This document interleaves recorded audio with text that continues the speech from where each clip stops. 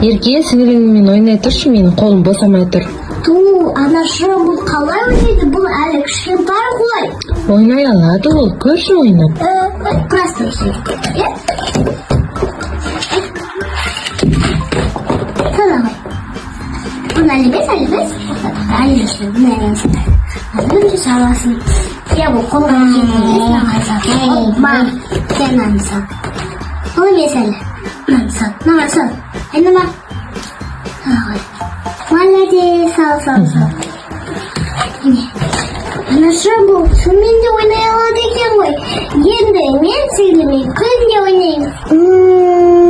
Менің сіңілім сүрді бәрін қайда үйреніп алған. Мен түсіндім, сіздерге айтып беремін. Сәлем. Тығылма ойынның әлемді өзгертетін дегенге сенесіздер ме? Мен балабақшадағы кейбір достарымның бақытсыз жүргенін көремін. Бірақ мен олардың бақытсыз жүрген көңіл-күйін өзгерткім келеді. Ғалымдар айтқандай, балалардың алғашқы 5 жылы өте маңызды. Менің сіңілім анамның ішінде жатқан кезде бәрін үйреніп алған. Ал жаңа туған кезде, күтпей болған кезде ол жылайды, мен ұятым. Ал қазір бұл күледі, жүреді, және де ойнайды бізбен.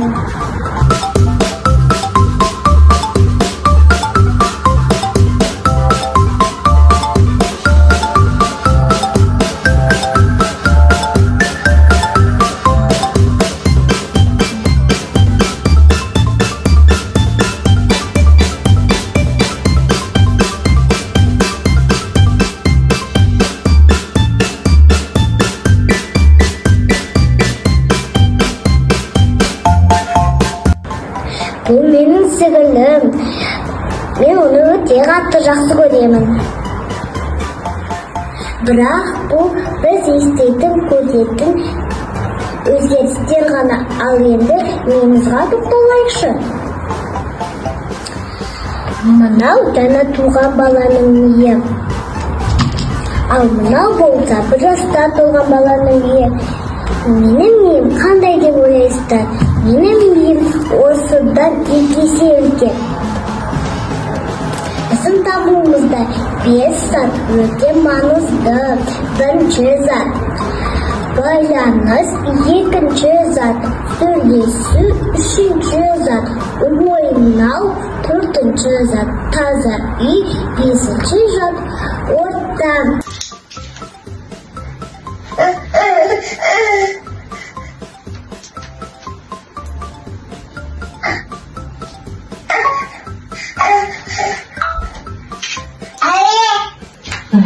Canım şükür. İyi canım. Oyuncaklarla oynayalım bak ikimiz. Aynam kız. Привет. Salim. Можно вот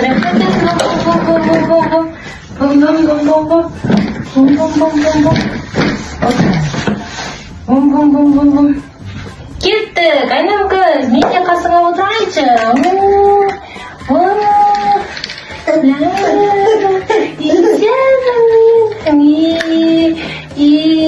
Қанағы битода менің сіңілім жылады, бірақ ол анасымен ойнағысы келді. Сіздерге мен үлкен кісілерге телефон қажет екенін білемін, бірақ балаларда өте маңызды. Ұмытпаңыздаршы. Қайталар жасап ойынның қимылды дамытады, ата-анадармен сөйлесу, сөз қорды дамытады. Тығылмақ ойыны, тығылмақ ойыны. Ол сізде сақтау миымызды дамытады. Сонымен үлкен кісілер бізге қалай көмектесе аласыздар? Ол өте оңай. Бізбен ойнау тек ғана уақыт бөлу. Сонымен осы жеткілікті. Сондықтан біздің дамуымыздағы ең ерекше кезеңді есте сақтаңыздар.